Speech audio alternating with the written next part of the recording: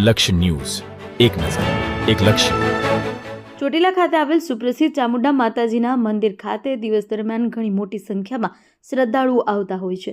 જે માતાજીના દર્શનાર્થે આવતા શ્રદ્ધાળુઓને કોઈ હેરાનગતિ કે અગવડતાનો સામનો ન કરવો પડે તેમજ શ્રદ્ધાળુઓને અવર જવર માટે જે 40 ફૂટ પહોળાઈનો રસ્તો આવેલ છે તે બંને બાજુ દુકાનદારો આશરે 10-10 ફૂટ જેટલું દબાણ કરી હાલ 20 ફૂટ જેટલો સાંકડો રસ્તો ઉપલબ્ધ રહેલ છે.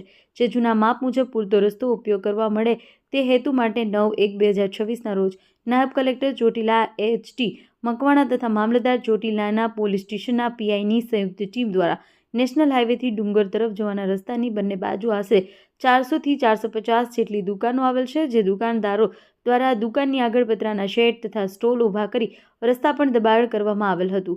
તે દબાણ પોતાની જાતે દૂર કરવા સમજૂત કરવામાં આવેલ હતા. જે દુકાનદારો પોતાના દ્વારા કરવામાં આવેલ દબાણ દૂર કરવામાં નહીં આવતા આજ રોજ નાયબ કલેક્ટર ચોટીલા તથા મામલતદાર ચોટીલાની સંયુક્ત ટીમ દ્વારા દબાણ હટાવવા અંગેની ઝુંબેશ હાથ ધરવામાં આવી છે.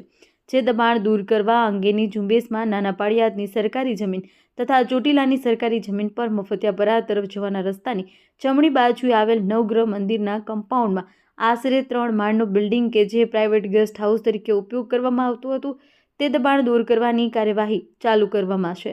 જે દબાણ કરવામાં આવેલી સરકારી જમીન આશરે 1/17 જમીન ખુલ્લી કરવામાં આવેલ છે. 1/17 જમીન ખુલ્લી કરવામાં આવેલ છે. જેની હાલની બજાર કિંમત 1,05,00,000 રૂપિયા થાય છે. જે ખુલ્લી થયેલ જમીન પર ટૂંક સમયમાં તાર ફેન્સિંગ તેમજ જે રસ્તો છે ત્યાં વિકાસ પથ સુવિધા પથ તરીકે વિકસાવવાની કામગીરી હાથ ધરવામાં આવી છે. તેમજ સરકારી જમીનની જાળવણી કરવા અર્થે વિગતવાર કાર્યક્રમ જાહેર કરવામાં આવશે. દેવમ ત્રિવેદી, સુરેન્દ્રનગર. નેશનલ હાઈવે 47 થી જે ચોટીલા માતાજીનો જે ડુંગર આવેલો છે ત્યાં તળેટીની અંદર જુદા જુદા દબાણકારોએ લગભગ 450 થી પણ વધારે દબાણો ઊભા કરી દેવામાં આવેલા હતા.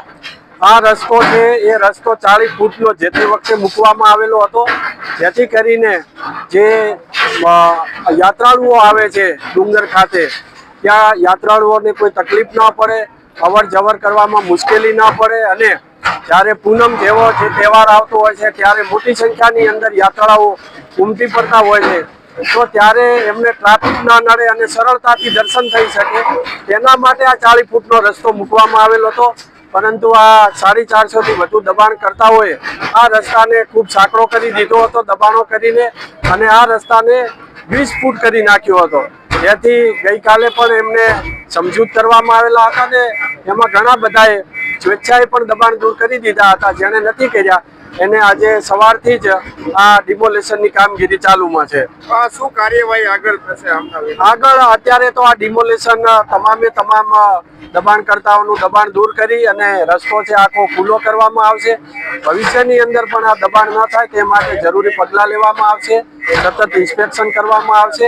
સાથે સાથે જે મોટા દબાણકર્તાઓ છે તેઓની સામે લેન્ડ ગ્રેબિંગ અંતર્ગત કાર્યવાહી કરવામાં આવશે અને જંત્રીના 1% દરે બિન ખેતીનો જે વસૂલ છે દંડ એ દંડ વસૂલ કરવામાં આવશે.